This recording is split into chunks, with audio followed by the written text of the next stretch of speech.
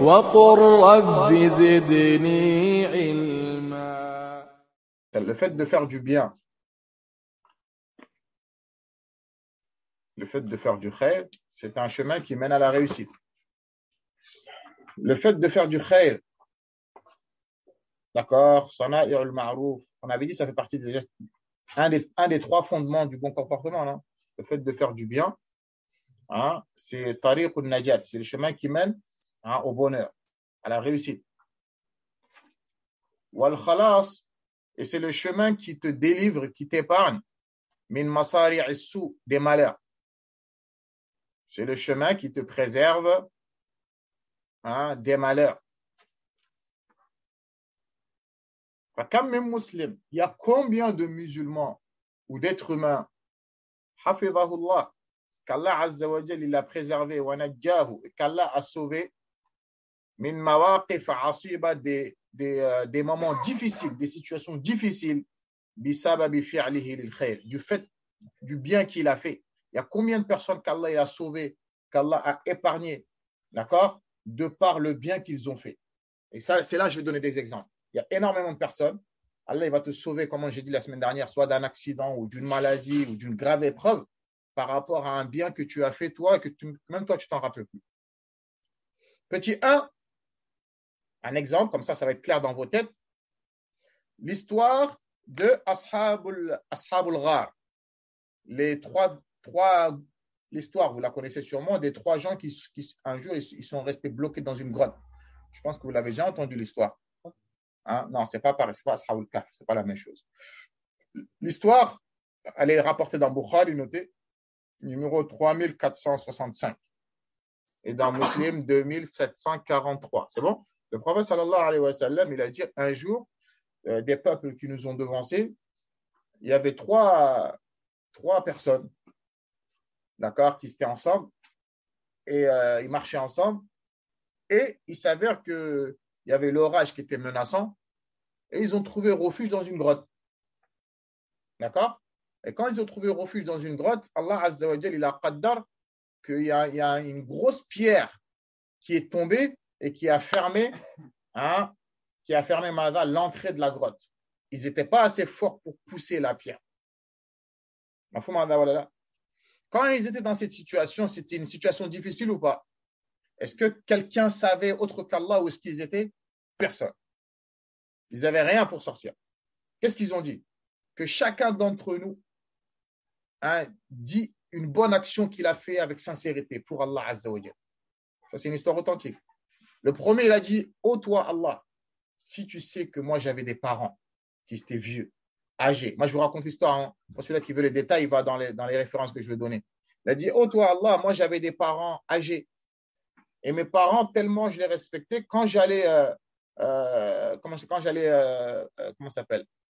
chercher du lait, hein, dans les pâturages avec mon troupeau, quand je revenais avec le lait, et quand mes parents étaient en train de dormir, mes enfants, ils mouraient de faim, ils criaient, mais je ne leur donnais pas du lait tant que je n'ai pas donné à mes parents en premier. Par respect pour les parents. Il a dit, un jour, ô toi Allah, je suis arrivé et mes parents, ils étaient en train de dormir. Par respect, je suis resté debout toute la nuit avec le bol de lait dans mes mains et je ne voulais pas les réveiller. Alors que mes enfants, ils pleuraient de faim.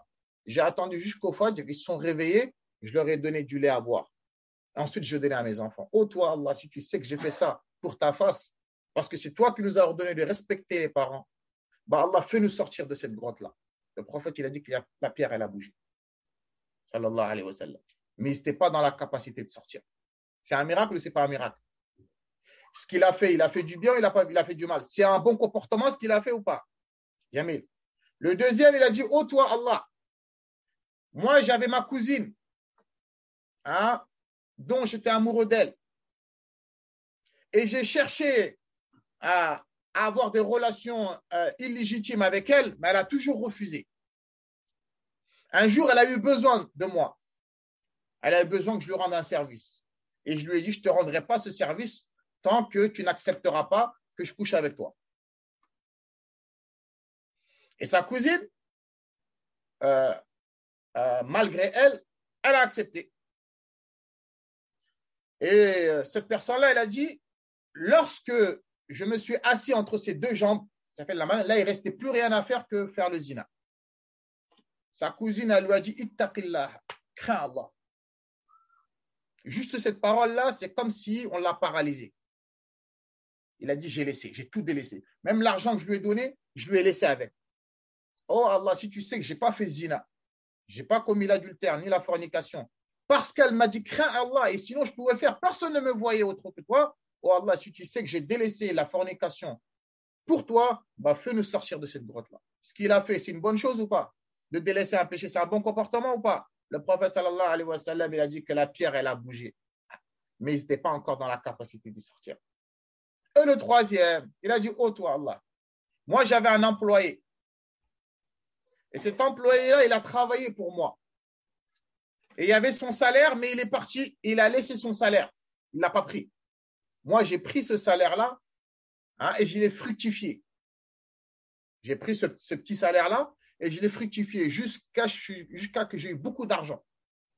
Et quelques temps après, l'employé il est revenu et il lui a dit donne-moi mon salaire que je n'avais pas pris il y a quelques temps. Lui, il lui a donné tout l'argent qu'il a gagné. Il ne s'est pas limité de lui donner que son salaire, il pouvait le faire. Mais il lui a donné tout l'argent qu'il a gagné avec son salaire, il lui a tout donné.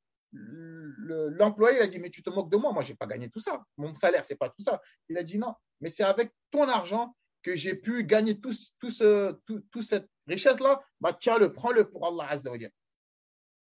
C'est un bon comportement ou ce n'est pas un bon comportement? Et il a dit, oh toi Allah, si tu sais que j'ai fait ça pour toi, sinon il pouvait lui donner son salaire et garder le reste. Hein? Mais par bon comportement et par envie et par crainte d'Allah, il lui a tout donné.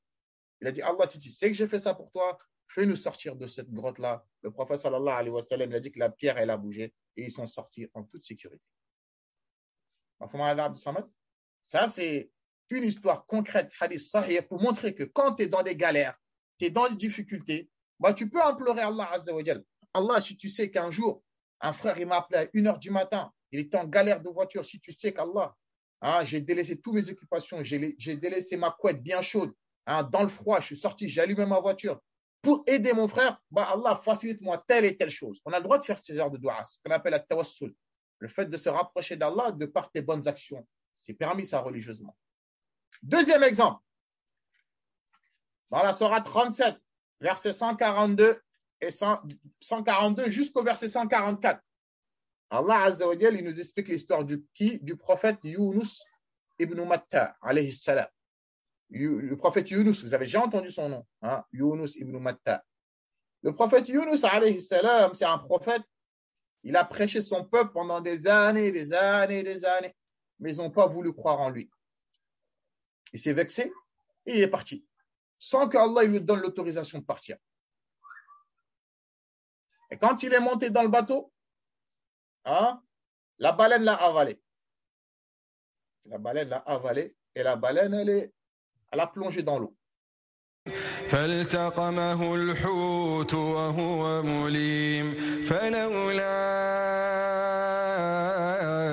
أنه كان من المسبحين للبث في بطنه إلى يوم يبعثون. Allah Azza wa Jal, il a dit فالتقمه الحوت, la baleine l'a avalé, وهو مليم, alors qu'il était blâmable. Il ne devait pas partir sans que je lui donne l'autorisation. فلولا أنه كان من المسبحين, s'il n'était pas parmi ceux qui glorifiaient Allah, بمعنى ceux qui faisaient du khair auparavant, la labitha fi batnihi, il serait resté dans le ventre de la baleine jusqu'au jour de la résurrection. Allah Azza wa Jalla, la labitha fi batnihi ila yawmi yub'athun. Le prophète Yunus alayhi salam, c'était quelqu'un qui avait un bon comportement, qui faisait du khair. Lorsque la baleine l'a avalé, dans le ventre de la baleine, il a invoqué Allah Azza wa Jalla. La ilaha illa anta subhanaka inni kuntu min al-zalimin.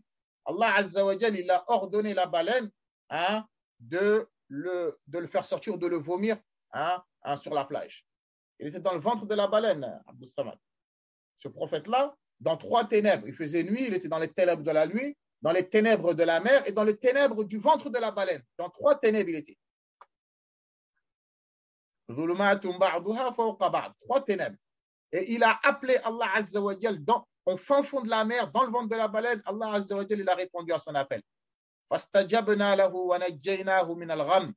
Allah a dit que j'ai répondu à son appel parce qu'il était parmi les gens qui glorifiaient Allah Azza wa Jal, qui avaient un bon comportement, qui faisait du bien. Donc, lorsqu'il a été dans cette galère-là, qui l'a sauvé? Allah Azza wa Jal. Pourquoi il l'a sauvé? Parce qu'il était parmi le nombre de qui? Des gens qui faisaient du bien. Le deuxième exemple, il est concret aussi ou pas? C'est lui qui veut qu'Allah il le préserve, lui ainsi que ses enfants. فمن أراد أو من أراد أن يحمي الله أولاده. Celui qui veut qu'Allah Azza wa Jal il préserve sa descendance, lui et ses enfants, min al-masaibi, des malheurs. Ou bien qu'Allah Azza wa Jal yahmi sihhatahu, qu'Allah il préserve ta santé, mon frère et ma sœur, des maladies. فَلْيُجْبِرْ خَوَاطِرَ الْإِنسَانِ, qu'il soulage les êtres humains, qu'il soit au service des gens, qu'il aide les gens. Si tu aides les gens, tu es au service des gens, tu dépenses pour les gens de ton temps, de ton argent, de ta science, avec sincérité, je parle, pas pour intérêt, eh bien, sache mon frère et ma sœur qu'Allah Azza wa Jal, il va te préserver toi, ta descendance, tes biens, de tout malheur. إذا أراد الله بعبده خيرا, celui dont Allah Azza wa Jal te veut du bien. إذا أراد الله بعبده خيرا, celui, le serviteur dont Allah il te veut du bien, mon frère. صير حوائج الناس إليك, Allah il fait en sorte de diriger les besoins des gens vers toi. Si Allah il te veut du bien, il dirige le besoin des gens vers toi. Pour que tu règles leurs problèmes. Si Allah il te veut du bien, mon frère et ma sœur, Allah il dirige le besoin des gens vers toi. Il t'appelle, il te sollicite. Nous, on a tendance à dire quoi à notre époque? Ah ouais, lui, tu as vu, il me connaît que quand il a besoin de moi. Il m'appelle que quand il a besoin de moi. Sinon, je ne l'entends pas, je ne le vois pas. Mais quand il a besoin de moi, il m'appelle. Mais ça, normalement, on doit être content, normalement. S'il t'appelle et il a besoin de toi, c'est qu'Allah, il veut te faire gagner des hasanats là, par l'intermédiaire de cette personne-là. Mais nous, on voit négativement la chose. Il a vu le monde entier, mais s'il t'a vu qu'il t'a appelé, c'est qu'il a confiance en toi. Et Allah Azza wa Jal, il veut régler son problème à travers toi, mon frère et ma sœur. Donc ne dis pas, ouais, lui, à chaque fois qu'il a besoin de moi, il m'appelle. C'est un khair, ça. Allah, il te veut du bien, il fait en sorte que les gens, ils ont besoin de toi. Sinon, le besoin des gens, Allah, il peut le diriger vers quelqu'un d'autre. Mais s'il le dirige vers toi, c'est qu'Allah, il veut te faire gagner des hasanats, mon frère et ma sœur. À travers ce bien-là ou ce soulagement que tu fais aux gens, Allah, il va te préserver toi, ta famille, il va mettre de la baraka dans tes biens. Donc, ne prends pas la chose négative. Les gens, ils ont besoin de toi, tu peux le faire, fais-le. Si tu ne peux pas, tu dis, je suis désolé, j'aimerais bien, mais je ne peux pas. Il n'y a pas de problème. Mais ne dis pas, tu as vu, les gens, ils n'arrêtent pas de me solliciter, j'en ai marre, ils me prennent pour un tel. Ça n'a rien à voir avec ça. Personne n'est indispensable. Ça, voilà.